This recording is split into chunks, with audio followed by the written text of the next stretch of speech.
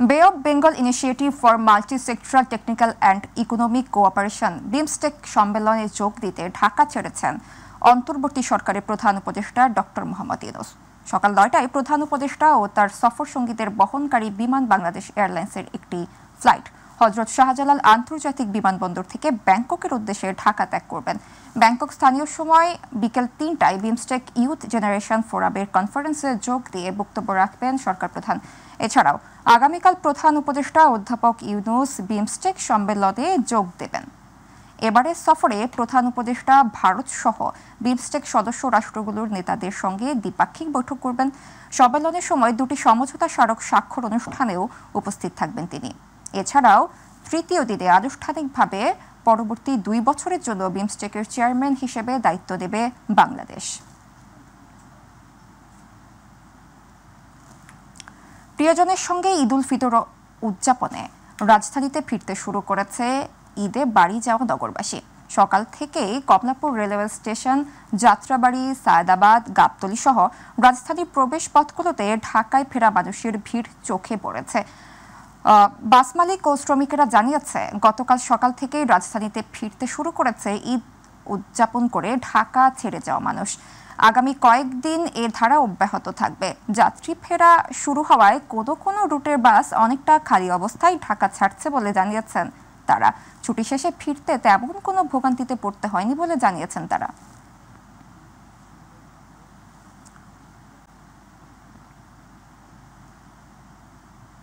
ফিরতি ঈদযাত্রার খবর জানতে এবারে যাব কমলাপুর রেলওয়ে স্টেশনে। সেখানে আছেন আমাদের সহকর্মী শিমুল খান। শিমুল, কমলাপুর রেলওয়ে স্টেশনে ফিরতি ঈদযাত্রার পরিস্থিতি কেমন দেখছেন, জানাবেন আমাদের। সাবরিনা, ধন্যবাদ আপনাকে। আমি রয়েছি রাজধানীর কমলাপুর রেলওয়ে স্টেশনে। সকাল থেকেই যারা আসলে ঘরমুখ যাত্রী রয়েছে, সেই ঘরমুখ যাত্রীরা কিন্তু আসলে এবার ঈদ করার জন্য আসলে রাজধানী যাচ্ছেন। আমি যদি একটু বলে রাখি সাবরিনা, যারা রাজধানীতে ঈদ করেছেন, অর্থাৎ ঈদের আগে যারা টিকিট পাননি, অর্থাৎ টিকিট জটিলতায় ছিলেন বা বিভিন্ন কারণে যারা ঢাকায় রয়ে গেছেন বা ঢাকায় ঈদ করেছেন, তারা কিন্তু এবার আসলে গ্রামের দিকে ছুটছেন। আমরা একটু আসলে কথা বলবো আসলে যারা গ্রামে ছুটছেন তাদের সাথে একটু আমাদেরকে জানাবেন আসলে ঈদের আগে কেন যেতে পারেনি, এখনই বা কেন যাচ্ছেন? ঈদের আগে আমরা টিকিট পাইনি, ঈদের পরে টিকিট পেয়েছি, তাই এখন যাচ্ছি গ্রামে। বাড়িতে সবাই আছে, শ্বশুর শাশুড়ি, দেওয়ার ননদ, সবার সাথে একসাথে ঈদ করব, তাই এখন যাচ্ছি। আর ঈদে ঢাকায় ঈদ করেছি, কোনো রকম বাড়িতে না গেলে সবার সাথে দেখা না করলে একটা আনন্দ হয় না। এই জন্য আমরা সবাই মিলে একসাথে পরিবার সবাই আনন্দ করার জন্যই যাচ্ছি ছেলে মেয়েদের নিয়ে। আচ্ছা সাবরিনা, যেমনটি শুনছিলেন আপনারা, আসলে যেমনটি জানাচ্ছিলাম আমি, আসলে যারা ঘরমুখ যাত্রী রয়েছে তারা কিন্তু আসলে এবার গ্রামে ছুটছেন। এবং একটু বিষয় জানিয়ে রাখি সাবরিনা, শুধু শুধু ট্রেন যোগে নয়, আমরা সকাল থেকেই লঞ্চ টার্মিনালে গিয়েছিলাম, বাস যে কমলাপুর থেকে আমরা যে সায়দাবাদ রয়েছে সেই সায়দাবাদে গিয়েছিলাম। প্রত্যেকটি জায়গায় কিন্তু আসলে ঘরমুখ মানুষের যে চাপ রয়েছে সেই চাপটি আমরা দেখতে পেরেছি। আরেকটি বিষয় জানিয়ে রাখি সাবরিনা আপনাকে, আসলে ঈদের তো আজকে ৪র্থতম দিন। যারা গ্রামে গিয়েছিলেন তারা কিন্তু আসলে ঢাকায় ব্যাক করছেন, অর্থাৎ ছুটি শেষ হওয়াতে যার যে কর্মস্থল রয়েছেন সেই কর্মস্থলে আসার জন্য, অর্থাৎ কর্মস্থলে যোগ দেওয়ার জন্য তারা কিন্তু ঢাকায় ব্যাক করছেন। এবং যারা ঢাকায় ব্যাক করছেন তাদের সাথেও আমাদের কথা হয়েছে, তারা যেমনটি আমাকে জানিয়েছে, এবারে ঈদ যে নির্বিঘ্নে করতে আইনশৃঙ্খলা রক্ষাকারী বাহিনীর সহ সংশ্লিষ্ট যারা রয়েছেন, এদের ঈদ ঘরমুখ মানুষের ঈদ যাত্রা নির্বিঘ্নে করতে তারা কিন্তু আসলে যেভাবে সহযোগিতা করছেন, সেই জায়গা থেকে আসলে যারা এই ঈদ যাত্রা স্বতঃস্ফূর্ত করতে যারা সহযোগিতা করছেন তাদেরকে কিন্তু যাত্রীরা ধন্যবাদ জানিয়েছেন। এবং আরেকটি বিষয় আপনাকে জানিয়ে রাখি সাবরিনা, এবং যারা এই ঘরমুখ যাত্রী রয়েছেন তাদের যে টিকিটের যে বিষয়টা, এখন টিকিটটি আসলে খুব সহসাই পাওয়া যাচ্ছে, যার কারণে তারা ঈদ করতে বাড়িতে যাচ্ছেন। এবং আইনশৃঙ্খলা রক্ষাকারী বাহিনীর সদস্যরা ঈদের পরে যে যাত্রা রয়েছে সেই যাত্রা নির্বিঘ্নে করতে তারাও কিন্তু আসলে সহযোগিতা করছেন। আমরা কমলাপুর রেলওয়ে স্টেশনে রয়েছি এবং এখানে যে স্টেশন মাস্টার রয়েছেন শাহাদাত হোসেন, তার সাথেও আমাদের কথা হয়েছে। তিনি আমাদেরকে যেমনটি জানিয়েছেন ঈদের আগে যে নির্বিঘ্নে সার্ভিসটি দিয়েছে সেই সার্ভিসটি কিন্তু এখনও তারা দিচ্ছে। এবং আমরা কয়েকটি কাউন্টারে গিয়েছিলাম, অর্থাৎ বাসের কাউন্টারে গিয়েছিলাম, এবং আগে যে ভাড়া সরকার নির্ধারিত ভাড়া ছিল সেই ভাড়াতেই কিন্তু আসলে এখনও আসলে ঈদের পরে তারা যাত্রা পেরেছেন। এই ছিল আমার কাছ থেকে সর্বশেষ আপডেট। সাবরিনা। শিমুল, আপনাকে ধন্যবাদ। কমলাপুর থেকে ঈদযাত্রার সর্বশেষ খবর জানাচ্ছিলেন আমাদের সহকর্মী শিমুল খান। জুলাই আগস্ট অভ্যুত্থানে শহীদ তারিকের পরিবারের সদস্যদের মাঝে নেই ঈদের আনন্দ। প্রিয় স্বজনদের অনুপস্থিতিতে ঈদের আনন্দ যেন নিরানন্দ হয়ে গেছে তাদের জীবনে। এমন শূন্যতা চাঁপাইনবাবগঞ্জের গোমস্তাপুর উপজেলার চৌডালা ইউনিয়নের দক্ষিণ ইসলাম গ্রামে। আগামী নির্বাচনের আগে সকল হত্যাকাণ্ডের জন্য দায়ীদের আইনের আওতায় আনার দাবি জানান পরিবার। প্রতিনিধি মনিরুল ইসলাম দোয়েলের রিপোর্ট, জানাচ্ছেন শামস তাবরিজ উচ্ছ্বাস। ফেসিবাদী শাসনের অবসানের পর এবার মুক্ত পরিবেশে ঈদ উদযাপনের সুযোগ পাচ্ছে সাধারণ মানুষ। কিন্তু যাদের থেকে এই ফেসিবাদী দুঃশাসনের অবসান হয়েছে সেই শহীদ তারিকের পরিবারে নেই ঈদের আনন্দ। জীবিকার সন্ধানে ঢাকায় কর্মরত তারিকের ফেরা হয়নি নিজ বাড়িতে, নেওয়া হয়নি সালামি, বাড়ি জুড়ে নিস্তব্ধতা, আর বাবা মার চোখের জলে ভাসছে সন্তানের স্মৃতিময় নানা জীবন কাহিনী। আগামী নির্বাচনের আগে প্রিয় সন্তান সহ সকল হত্যাকাণ্ডের জন্য দায়ীদের আইনের আওতায় আনার দাবি জানান তারা। আমাদের ঈদটা যে কেমন করে চলছে তারপরে কেমন করে বুঝাইতে পারি। ছেলে থাকলে কত আশা কত কি আমাকে পূরণ করতো। আমার ছেলে মরে গেছে, দেশ স্বাধীন করে গেছে, কিন্তু আমরা দেশে চাই যে সরকার ভালো করবে, যে ভালো করুক, আমাকে ভালো চাইছে, আমরা সুস্থ বিচার চাইছি। ঈদের শুভেচ্ছা নিয়ে শহীদ পরিবারে প্রিয়জন হারাদের কষ্ট ভুলিয়ে আনন্দ ভাগাভাগি করতে ছুটে আসার কথা জানান বৈষম্য বিরোধী আন্দোলনের নেতারা। তারেক আমাদের মাঝে একজন ছোট সন্তান ছিল, সংসারে হাল ধরা কিংবা সংসারকে পরিচালনা করার জন্য কাজ করত। আমার এই ভাই জীবন দিয়েছে, আমি হয়তো জীবন দিতে পারিনি। তার জীবন দেওয়ার ফলে আমরা যে বাংলাদেশ পেয়েছি, যে একটা নতুন বাংলাদেশ পেয়েছি, এই বাংলাদেশকে আমরা আগামী দিনে দুর্নীতিমুক্ত বৈষম্যহীন ভাবে গড়ে তোলার জন্য একত্রিত হয়ে কাজ করব। আওয়ামী লীগ সরকার পতনে ঢাকার আগারগাঁও এলাকায় ছাত্র জনতার আন্দোলনে যোগ দেন তারিক। 5 আগস্ট গুলিবিদ্ধ হলেও 9 আগস্ট আইসিইউতে মৃত্যুর সঙ্গে লড়াই করে পৃথিবীর মায়া ছেড়ে চলে যায় না ফেরার দেশে। শামস তাবরিজ উচ্ছ্বাস, মাই টিভি নিউজ ডেস্ক। ঈদ নেই ভোলার জেলেদের। মার্চ এপ্রিল 2 মাস মাছ শিকার বন্ধ থাকায় নদীতে যেতে পারেনি জেলেরা, তাই অনাহারে দিন কাটাচ্ছে পরিবারগুলোর। মাছ শিকার বন্ধের মধ্যে ঈদ আসলেও ঈদের আনন্দ নেই জেলেদের। প্রতিনিধি আরিফ হোসেন লিটনের রিপোর্ট, জানাচ্ছেন আতিকুর রহমান তিতাস। চারদিকে নদী বিস্তৃত জেলা ভোলা। জেলার মানুষকে বেশিরভাগই নির্ভর করতে হয় মাছের উপর। সরকারের পক্ষ থেকে মেঘনা এবং তেঁতুলিয়ার 190 কিলোমিটার অভয়াশ্রমে 2 মাস মাছ শিকার বন্ধ রয়েছে। এর ফলে জেলেরা বেকার জীবনযাপন করে দিন কাটাচ্ছেন। কেউ বা জাল বুনছেন, কেউ নদীর পাড়ে এসে খালি নৌকায় বসে আছেন। কোনো রকম না খেয়ে রোজা পালন করলেও ঈদের আনন্দ নেই এসব জেলেদের। একদিকে এনজিওর কিস্তির চিন্তা, অন্যদিকে কিভাবে ছেলে মেয়েদের নিয়ে চলবেন সেই চিন্তায় মাথায় ভাঁজ পড়ে গেছে তাদের। এই যে সরকার অভিযান দিয়েছে, আমরা তো নদীতে মাছ ধরতে দেয় না। তো যে একটা ঈদ গেছে, চান গেছে, আসলে জেলেরা কোনো ঈদ করতে পারে না। ঈদ তো করতে পারি নাই, নদীতে যাইতে পারি না, ঈদ করতে পারি না। আমরা ঈদ করতে পারছি না ভাই, আমরা নদীতে যাইতে পারছি না। যে অভিযান দিয়েছে সরকারের অভিযান দিয়েছে, আমরা অভিযানও পালন করছি, নদীতে যাইতে পারছি না। আমরা রোজা রাখতে বড় কষ্ট হয়েছে। পবিত্র ঈদুল ফিতরের আনন্দের ছোঁয়া লাগেনি এই জেলেদের। সরকারের পক্ষ থেকে কোনো রকমের খোঁজ খবর নেওয়া হয়নি জেলে পরিবারগুলোর। বাবা নদীতে যেতে পারেনি, তাই সন্তান ঈদের সেমাইও খেতে পারেনি। আমার আব্বু উত্তম টাকা ছিল না, আমার আব্বু নদীতেও যাইতে পারে নাই, তাই আমরা ঈদও করতে পারিনি, সেমাইও খাইতে পারিনি। কামাই নাই, রোজগার নাই, ডাল নাই, কুল নাই, কি দরিয়া খাম, কার কাছে যাম, কে আমাকে সহায়তা বেদা করবে। এই কারণে আর কি কোথাও যাওয়া পড়ে নাই, আর কিছু খাওয়া পড়ে। এই যে ঈদটা কেমনে করে, এই যে কেমনে খায়, পুরানগুলো কেমনে চলে, একবার এটা কেমনে চলে, গাঙ্গো যাইতে পারে না। আমরা সরকার যেটা দেয় ওটা কিন্তু মানি আমরা, কিন্তু কাকা মানি আমরা কিছুই পাই না। সমাজের বিত্তবানরা পাশে এসে দাঁড়াবেন এসব দুর্দশাগ্রস্ত জেলেদের পাশে, এমনটি কামনা করছেন ভোলার সুশীল সমাজের মানুষ সহ সচেতন মহল। আতিকুর রহমান তিতাস, মাই টিভি। ঈদের চতুর্থ দিনেও রাজধানী ঢাকায় ফেরার চাপ কম। এবারে ফিরতি ঈদযাত্রার খবর জানতে সরাসরি যাচ্ছি মহাখালী বাস টার্মিনালে। সেখানে আছেন আমাদের সহকর্মী এস এম আরিফ।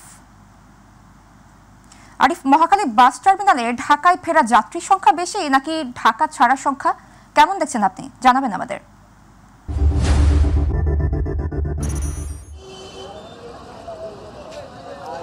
সাবরিনা, আপনি শুরুতে এই যে প্রশ্নটি করেছেন, যে আপনি যেটি বলেছেন যে আসলে ফেরার যে যাত্রী সেটির চাপটা একটু কম, এটা কম স্বাভাবিক, কারণ দীর্ঘ সময়ের এবার কিন্তু ছুটিটা প্রায় 9 দিনের কিন্তু ছুটি পেয়েছেন। আবার অনেকে কিন্তু একদিনের ছুটি নিয়ে সেটি 11 দিন করে নিয়েছেন। সে কারণে এবার আমরা দেখেছি যারা ঢাকা ছাড়ছিলেন, শুরু থেকে যারা ঢাকা ছাড়ছিলেন সেই যাত্রীরা কিন্তু বলছিলেন তারা স্বস্তিতে ঢাকা ছাড়ছিলেন, এবং সেভাবেই যারা আবার ফিরে আসছেন তারাও অনেকেই ফিরে আসতেছেন, তারাও বলছেন যে এবার কিন্তু যাত্রাটা স্বস্তি হয়েছে। এই স্বস্তির একটি কারণ যে দীর্ঘ সময়ের এই যে ছুটিটা, এই কারণে অনেকেই কিন্তু আসলে ভেঙে আসতেছেন, অনেকে আগে আসতেছেন, অনেকে কিছু পরে আসতেছে। আজকে ঈদের 4র্থ দিন, এখনও কিন্তু 2 দিনের ছুটি বাকি, এখনও 2 দিনের ছুটি পাবেন তারা, শুক্র থেকে শনি 2 দিন ছুটি আছে।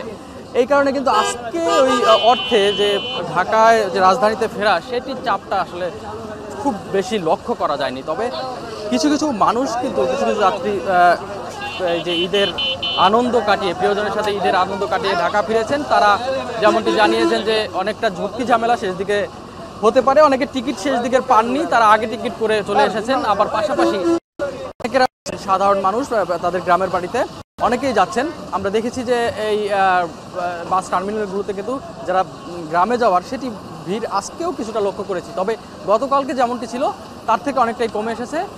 আর মাত্র 2 দিন ছুটি পাবেন, সে কারণে হয়তো আগেই গতকালকে বা কিংবা এর আগের দিন অনেকে মানুষ গিয়েছেন। আজকে খুব একটা বেশি যাত্রী যাচ্ছেন না, অনেকে যাচ্ছেন বেড়াতে। এই 1-2 দিনের যে ছুটিতে অনেকেই আমরা কথা বলেছি যাত্রীদের সাথে, তারা বলছেন যে এই ঈদের ছুটিটাকে একটু বেরিয়ে কোনো দর্শনীয় স্থান রয়েছে ঢাকার আশেপাশে বা ঢাকার বাইরে, সেখানে কিন্তু তারা ঘুরতে যাচ্ছেন, বেড়াতে যাচ্ছেন, এবং পাশাপাশি অনেকে আবার গ্রামের আত্মীয় স্বজনের বাড়িতে কিন্তু বেড়াতে যাচ্ছেন, এটিও আমরা লক্ষ্য করেছি এখানে এসে।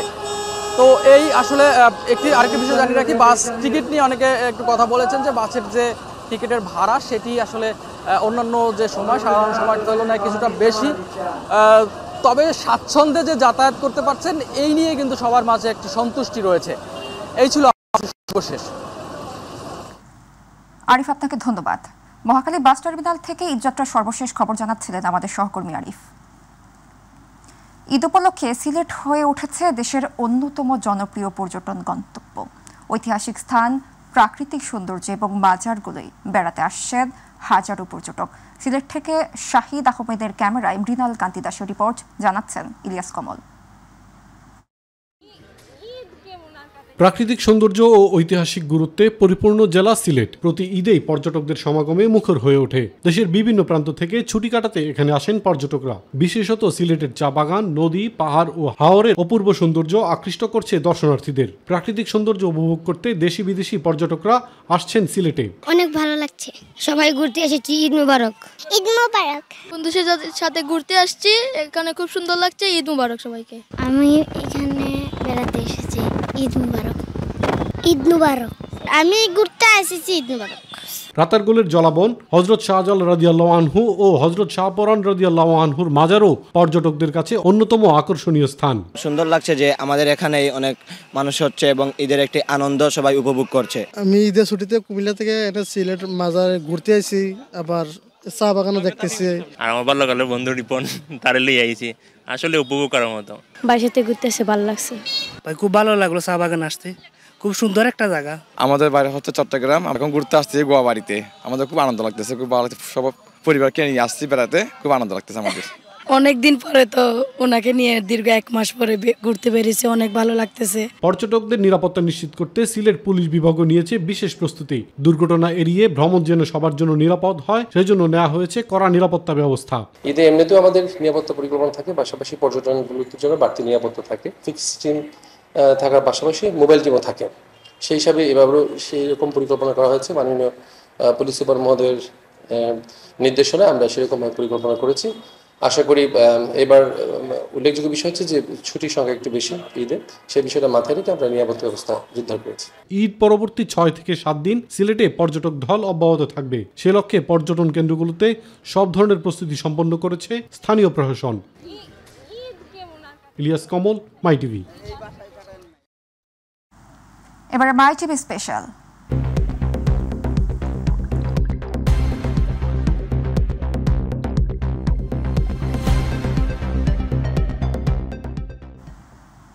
দেশ বিদেশে সর্বত্র ইউটিউবের আধিক্য থাকার কারণে বাংলাদেশে দিনকে দিন কমে আসছে টিভি নাটক নির্মাণের হার। ফলে টেলিভিশন দেখার প্রতি দর্শকদের অনীহা বাড়ছে দিনকে দিন।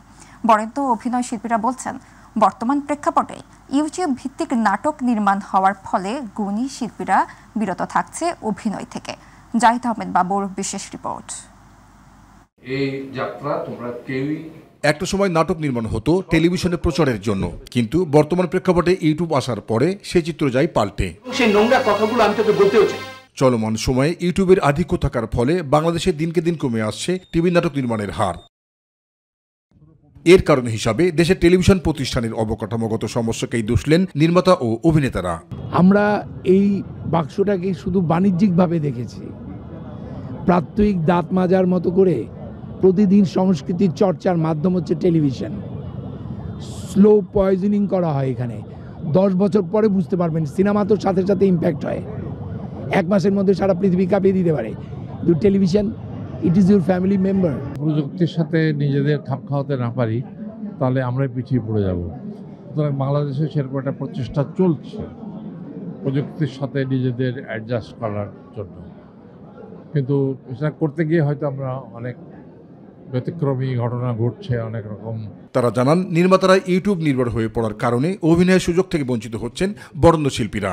যারা এখানে আমরা সিনিয়র আর্টিস্ট আছে তারা কটা নাটকে অভিনয় করে, অথচ পশ্চিমবাংলা বা ইভেন হলিউডে যত সিনিয়র আর্টিস্ট আছে তাদেরকে নিয়েই নাটক লেখা হয়, তাদেরকে নিয়েই নাটক করা হয়, সিনেমা করা হয়। সুতরাং এই জায়গাগুলোতে আমরা ওই ভিউজ অ্যান্ড লাইকসের কবলে পড়ে গেছি। আর নাটক নির্মাণের ক্ষেত্রে অস্থিরতা বিরাজ করছে উল্লেখ করে অনেকেই আবার ইউটিউব নির্ভর নাটককেই সাই দেন সময়ের প্রয়োজনে। একদিক থেকে প্রোগ্রামের সমস্যা, একদিক থেকে কিছু ডিরেক্টরের সমস্যা, একদিক থেকে আর্টিস্টের সমস্যা, একদিকে ম্যানেজমেন্টের সমস্যা, আসলে সব কিছুরই সমস্যা। যখন সব কিছু যার যার জায়গায় ঠিকঠাক কাজ করবে তখনই আসলে আমাদের ইন্ডাস্ট্রিটা অনেক বেশি উন্নত হবে। টেলিভিশন শিল্পের নাটকের সোনালী দিন ফিরিয়ে আনতে হলে সকল টিভি প্রতিষ্ঠানকে ঐক্যবদ্ধ হয়ে কাজ করতে হবে বলেও মনে করেন নির্মাতারা। চরমভাবে সংকট, সেটা হচ্ছে একতার, ঐক্যের। বাংলাদেশের যতগুলো পেশাজীবী সংগঠন আছে তারা সবাই যদি মিলিত হয় তারপর হবে না, যদি না চ্যানেল তার সাথে যুক্ত হয়। জাহিদ আহমেদ বাবু, মাই টিভি, ঢাকা। আশ্বাসের বেড়া জালে আটকে আছে ফেনীর মরহুম মাহবুবুল হক পেয়ারা সুইমিং পুল। অযত্ন, অবহেলা ও রক্ষণাবেক্ষণের অভাবে অকেজু হয়ে পড়েছে পুলের যন্ত্রপাতি ও মালামাল। রাত হলে বসে মাদক সেবীদের আড্ডা। সংশ্লিষ্ট কর্তৃপক্ষকে জানানো হলেও প্রতিকার না পাওয়ার অভিযোগ স্থানীয়দের। সংস্কারে দ্রুত উদ্যোগ নেওয়া হবে জানিয়েছেন জেলা প্রশাসক। প্রতিনিধি আমিন চৌধুরীর রিপোর্ট, জানাচ্ছেন ইলিয়াস কমল। জেলায় সাঁতারু সৃষ্টির লক্ষ্যে 2 যুগ আগে ফেনী শহরের দাউদপুল এলাকায় নির্মিত হয় মাহবুব উল হক পেয়ারা সুইমিং পুল। 3 একর জায়গা জুড়ে প্রায় 3.5 কোটি টাকা খরচে সেটি নির্মাণ হলেও জনবল না থাকায় তা চালু করা যায়নি। ব্যবহার ও রক্ষণাবেক্ষণের অভাবে নষ্ট হয়েছে পানির মোটর সহ বিভিন্ন যন্ত্রপাতি ও মালামাল। ফাটল দেখা দিয়েছে, খসে পড়েছে পলেস্তারা, অরক্ষিত থাকায় খোয়াও গেছে অধিকাংশ সরঞ্জাম। আর সন্ধ্যার পর থেকে শুরু হয় মাদক সেবীদের আড্ডা। সুইমিং পুলটি পুনরায় চালুর পাশাপাশি বিনোদন কেন্দ্রের জন্য শিশু পার্ক স্থাপনের দাবি জানিয়েছেন স্থানীয়রা। স্পোর্টসের জন্য এই পুলটি চালু করা খুবই দরকার। পুরো ফেনী জেলাতে এত বড় সুইমিং পুল আর কোনো জায়গায় নাই। যারা সাঁতার পারে না সাঁতার শিখতে পারবে, এটা ঘুরতে আসতে পারবে। প্রতি বছর এখানে কিছু একটা হয়, আমাদের এলাকার মানুষ অনেক সুযোগ সুবিধা পাবে। তো আমরা চাই যে এটা এখন পুনরায় ঠিক করে ফেলার জন্য। প্রবেশ গেট ভেঙে ফেলা হয়েছে, রুমগুলোর তালা ভেঙে মোটর সহ জিনিসপত্র সব নিয়ে গেছে। কিছু বললে বখাটেরা হুমকিও দেয় বলে অভিযোগ জানান নিরাপত্তা কর্মী। তালা ভাঙি গেলেছে, রড কাটিয়ে গেলেছে, 2 তালা দিয়ে গলে আর মোটর টোটর সব লয়ে গেছে। এটা আমি অভিযোগ জানিয়েছি। সামনে গেট নেই, গেটগুলো এখন বাজে লোক ঢুকে, কারো ডাক দিবেন, ডাক দিলে তো আমার গাড়ি চলে গিয়ে। সুইমিং পুলটি পুনরায় চালু করতে জাতীয় ক্রীড়া পরিষদ ও মন্ত্রণালয়কে জানানো হবে। ব্যবহার উপযোগী করতে উপযুক্ত উদ্যোগ নেওয়া হবে বলে আশ্বাস দিয়েছেন জেলা প্রশাসক। সুইমিং পুলটি চালু করার বিষয়ে স্থানীয় জনগণের চাহিদা রয়েছে। স্থানীয় জনগণ চাচ্ছেন যে এটি যত দ্রুত সম্ভব চালু করে সর্বসাধারণের জন্য ব্যবহার উপযোগী করা। আমরা এই বিষয়টি নিয়ে আমরা পরীক্ষা নিরীক্ষা করব এবং এর যে ডকুমেন্টগুলো আছে সেগুলো আমরা খোঁজার চেষ্টা করব এবং সেই অনুযায়ী আমরা জাতীয় ক্রীড়া পরিষদ এবং যুব ও ক্রীড়া মন্ত্রণালয়কে আমরা পরবর্তী নির্দেশনা চাওয়ার জন্য পত্র দিব। ইলিয়াস কমল, মাই টিভি।